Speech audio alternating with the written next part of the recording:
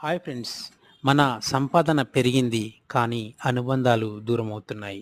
ఉదాహరణకి ఒక కుటుంబంలో ఒక అత్యధికంగా రిచ్‌గా ఉన్న వ్యక్తి అన్నగా ఉన్న అదే కుటుంబం నుంచి పూర్‌గా ఉన్న ఒక చెల్లెలు, ఒక తమ్ముడు కనిపిస్తారు మనకి. అదేవిధంగా ఒక అక్క కంఫర్టబుల్ లైఫ్ జీవిస్తుంటే వాళ్ళ చెల్లెలు పూర్‌గా జీవించడం మనం చూస్తుంటాం. లేదా వాళ్ళ తమ్ముడు పూర్‌గా జీవించడం మనం చూస్తుంటాం. అదేవిధంగా ఒక తమ్ముడు రిచ్‌గా ఉండి వాళ్ళ అక్కనో, వాళ్ళ అన్ననో, వాళ్ళ బావనో ఎవరో పూర్‌గా ఉండడం మనం చూస్తూ ఉంటుంటాం. ఎందుకు ఈ విధంగా అసమానతలు? అంటే ఒక కుటుంబంలో ఒక వ్యక్తి డెవలప్ అయినా గానీ వాళ్ళ కింది వారికి ఎందుకు ఆసరా ఇవ్వలేకపోతున్నాడు? ఎందుకు వాళ్ళ అనుబంధాలని కాపాడుకోలేకపోతున్నారు? ఎందుకు ఇంత నారో మైండెడ్‌గా థింక్ చేస్తున్నారు? ఎప్పుడైనా ఆలోచించారా? ఆలోచించండి. సమాధానం వెతకండి. దయచేసి మీరు రిచ్ అయితే మీరు తమ్ముడైనా, అన్నయినా, అక్కయినా మీ కింది వారికి లిఫ్ట్ ఇయ్యండి.